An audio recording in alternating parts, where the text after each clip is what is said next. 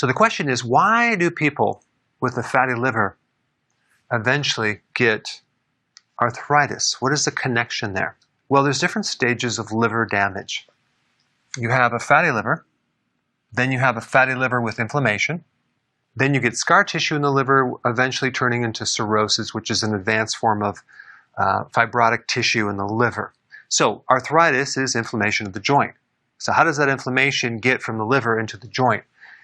Through different mechanisms. Number one, the fat in the liver is both adipose tissue as well as ectopic fat, which is fat outside the adipose tissue.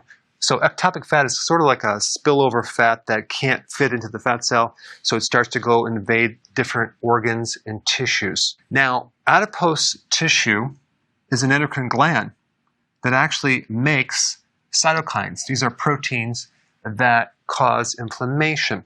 Ectopic fat also increases cytokines, and the specific type of cytokines that are produced cause systemic inflammation. Inflammation all over your body, like in your joints. It can also trigger rheumatoid arthritis as well. And then on top of that, to make things worse, cytokines that can then worsen or create insulin resistance. And more insulin resistance increases more systemic inflammation. So you can see that it's a chain reaction that keeps feeding itself. Now, if you're going to have all this inflammation in the body, you're going to heal with scar tissue. It's called fibrosis, eventually leading to cirrhosis. And if there's cirrhosis in the liver, you're not going to be able to produce bile effectively anymore. So a lot of the bile is going to get trapped in the liver. And anytime you have this powerful detergent that can't flow to the liver, that alone is going to create more inflammation of the liver on top of the already existing inflammation.